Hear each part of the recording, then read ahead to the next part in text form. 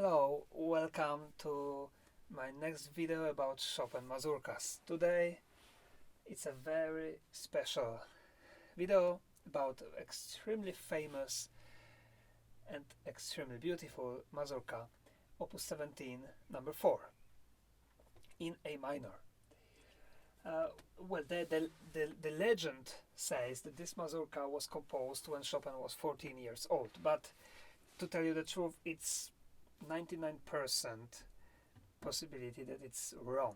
It's not possible. Maybe the middle part of this mazurka, yes, indeed, it was composed in Szafarnia, but most likely, recently, many musicologists and Chopinologists, they say that this is ridiculous and it's absolutely impossible.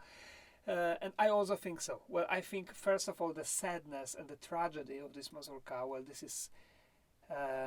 we are absolutely sure that, well, it's much older man who composed this music than only 14 years old boy who is in Szafarnia, who is in the summer time, joking, having fun with friends, writing a lot of letters to his parents full of jokes and just incredible. And now here we have the man who is already in Paris and who experienced so many terrible things, like the death of his sister, the war in his homeland, in country, death of many of his friends during the war, collapsing the whole uprising against the occupant, being far away from his parents, from his country, missing it, and also struggling in a new place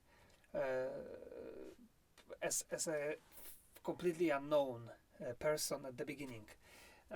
Many very terrible things, and also his love life was not really successful, so he was in fact very lonely, suffering, and in this mazurka definitely we can hear that. This mazurka is also very special from the structural point of view. Let me play just the beginning.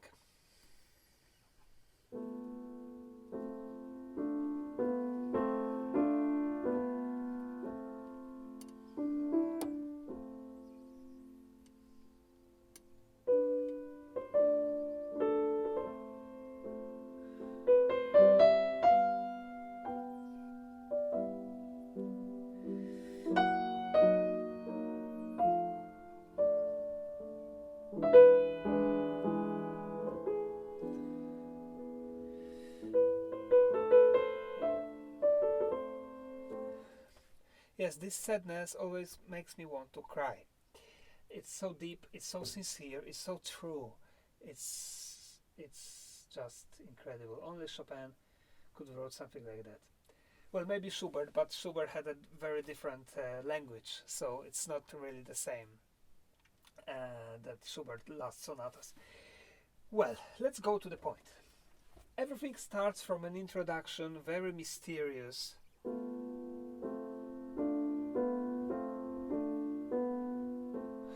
We have, in the middle voice, we have the melody. Only 3 notes. 1, 2, 3, the same. 1, 2, 3, the same. Everything stops. And then starts what? Start the melody, but the melody starts from 3 notes. These are exactly the same notes that were in the beginning. This is the first connection, the first genius thing in this mazurka. 3 notes together, going up. And this is something which makes us think that the introduction is actually like the theme being born. And with a deep sadness on the foggy day, because we don't really know where we are, there's no tonality, we don't know what is, but we hear the melody, right? And then this melody starts here, first sentence, then the second.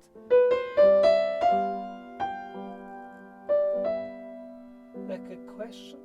And then here we have something like suffering, moaning. Moaning, I feel so much pain. So much pain. Then here, down, the voice in the left hand has again these three notes. Listen.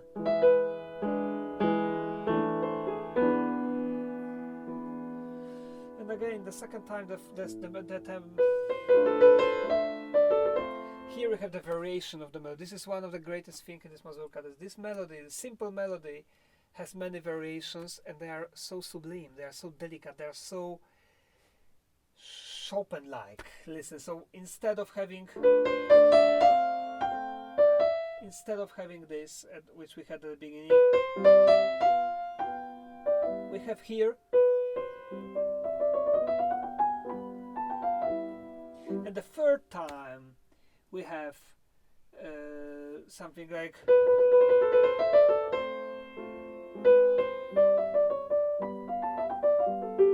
it's almost like a jazz music, like a jazz improvisation on the theme, on the theme, right? It's a great example of writing down an improvisation. Well, the left hand here is very special because it doesn't have the dance rhythm, and it doesn't actually have any other rhythm. There is no rhythm whatsoever in the left hand. We just have the background, the dark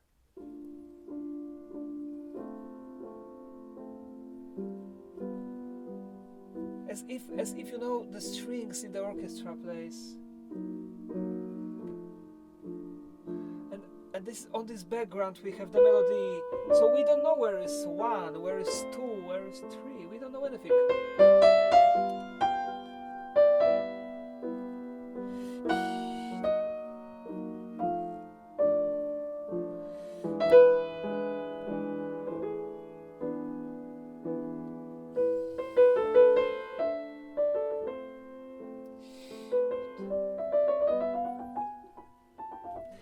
Extremely beautiful. I cannot stop playing this.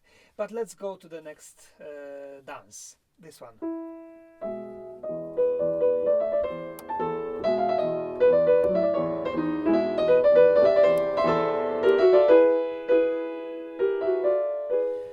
This is Mazur, so faster dance. But usually Mazur are happy dances. Here we have still A minor, and we don't really want to dance this. Of course, it is folk. But first of all, we have the chromatic scale going down. So something I was already saying in all the other 3 mazurkas from this opus. This is something which brings them together. We have it in every single one. This is the key to understand this opus. And suffering in music, which is usually made by the chromatic scale going down. Let's ask Bach, Johann Sebastian Bach, about it. He knew it best. And anyway, here we have it. So this is suffering. So we don't want to dance. And left hand is the upside down dance. Instead of usually, always actually, we have bass and then 2 notes. Bass and here we have the opposite, upside down. Bass, bass, bass, bass, bass, bass, bass, bass. So if it's the other way, it would sound like that.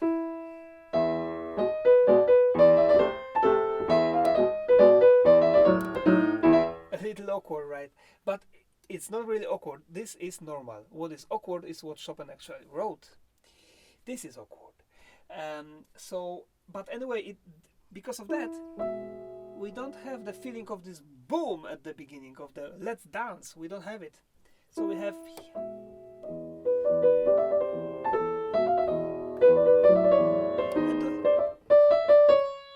all the time this chromaticism, and at the end especially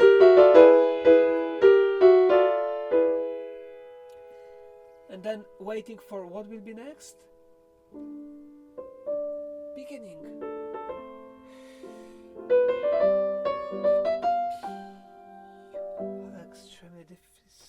so beautiful here. And then it's so sad, but Chopin is bringing us to the next world, which is warm and sunny. He's changing only one note in this A minor chord, and we have the major. How it sounds.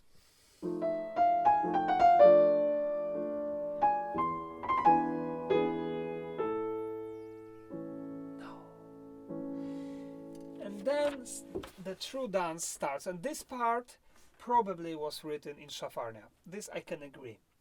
It's very similar to earlier opuses of Mazurkas, and it has this melody which Chopin used before, and it has the left hand. So we have the bass, right, playing. So I showed you before, if you watch my other videos, I showed you in Opus 6, in Opus 7 we have this. So this is very much like, and probably this comes from the happy Szafarnia times. And what is this? Well, this is actually, well, Chopin himself, in the letter from Szafarnia, he was writing to his parents about some kind of dance, the Jewish dance, well, Mazurka. Why Jewish? Well, because at the time in Poland there were a lot of Jewish people, Jewish community.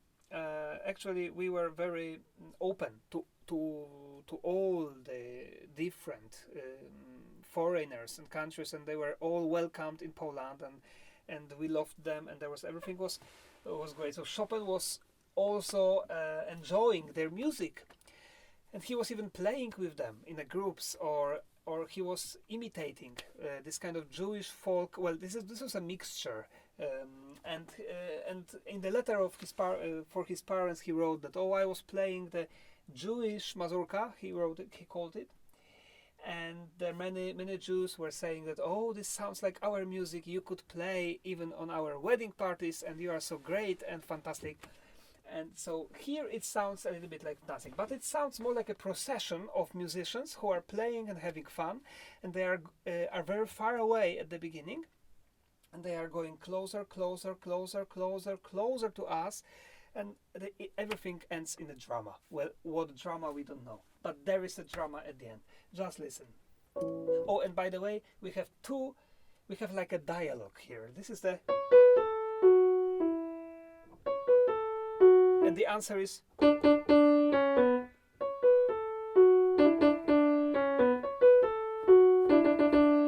so, well, it doesn't sound really like a Polish typical folk dance for one reason. Just because the left hand doesn't have this. It doesn't have this. It doesn't have. It always is always. So anyway, let's listen. Very far away.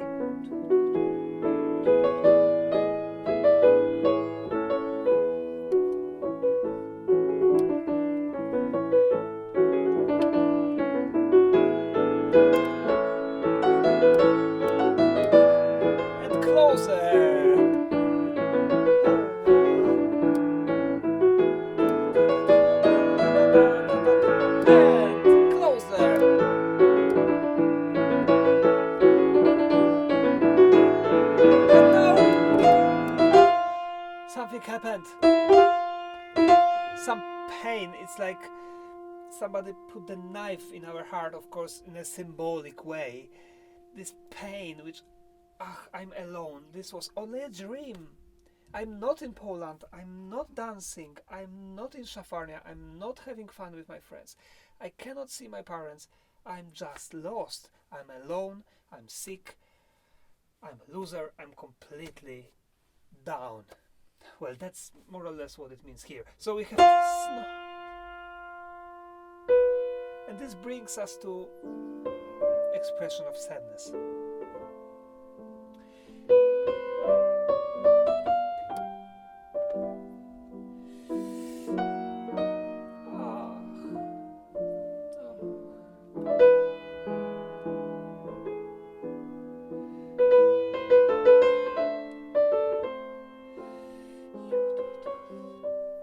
so beautiful, listen.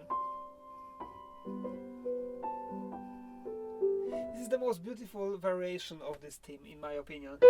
When it goes up and down. I love this moment. And then the last time. And now we come to the point when we have the coda. Coda or tail, from Italian, tail, right? So the end of the piece. And this is again the chromatic scale going down. So the key to all the set of mazurkas. It's very important to emphasize it. And it, of course, is a symbol of suffering. So just listen. It's very important for the pianist to differentiate the touch so that it's going down. And down. And down. And down. And then what we have here? This is the melody, it's the beginning.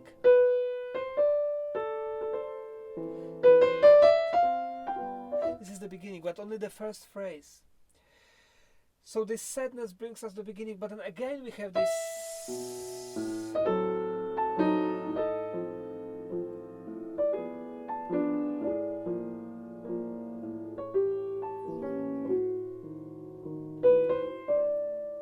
So sad. And all the mazurka ends just like it started. And this comes from the poetry. We have many poems written by great authors that start with one sentence, one phrase. Usually it's a question, but not always. And then we have the whole poem, and at the end we have the same question or the same phrase. Exactly the same. So that's something like here we have the same way of creating a piece of art. In this time, this is a piece of music. It seems like the statement made in this introduction was something that at the beginning we didn't really know yet why it was said, and then after all this history, what happened during the mazurka, at the end we already know, and this is like a wow, it's so deep. After this mazurka, well, it is so philosophical that we just need to sit down and meditate about everything we heard. So at the end, this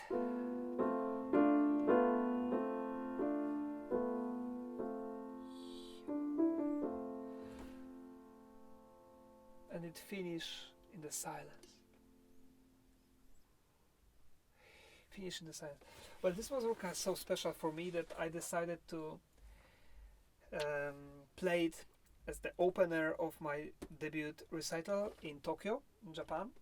The debut recital in Tokyo was very special for me because it was my dream to perform in Japan, and a few years ago finally it happened and my dream came true.